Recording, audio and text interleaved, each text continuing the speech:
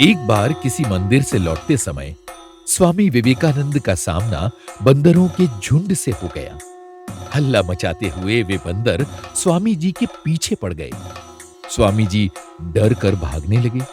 इस पर बंदर और भी जोर शोर से उनके पीछे पड़ गए।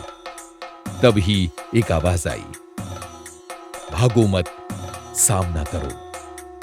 इस सलाह को मानते हुए स्वामी जी मुड़े और बंदरों की आंखों में आंखें डालकर घूरने लगे। कमाल की बात यह थी कि ऐसा करने पर बंदर डर गए और तुरंत तितर-बितर हो गए।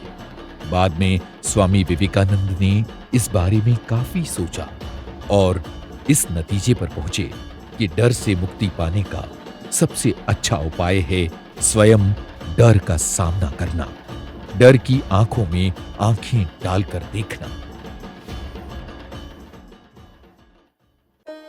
देश भर की यात्रा के दौरान स्वामी जी खेतड़ी के राजा के पास गए थे।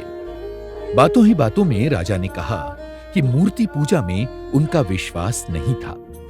आखिर मूर्तियां मिट्टी और फूस के अलावा थी ही क्या?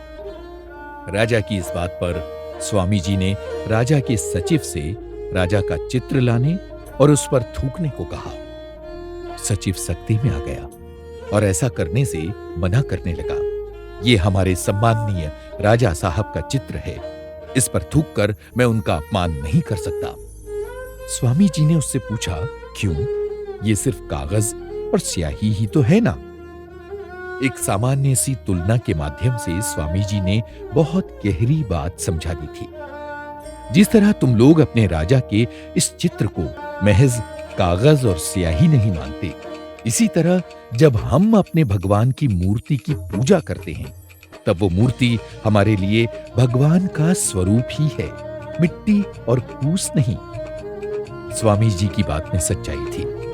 आगे चलकर यही महाराजा स्वामी जी के शिष्य बन गए थे।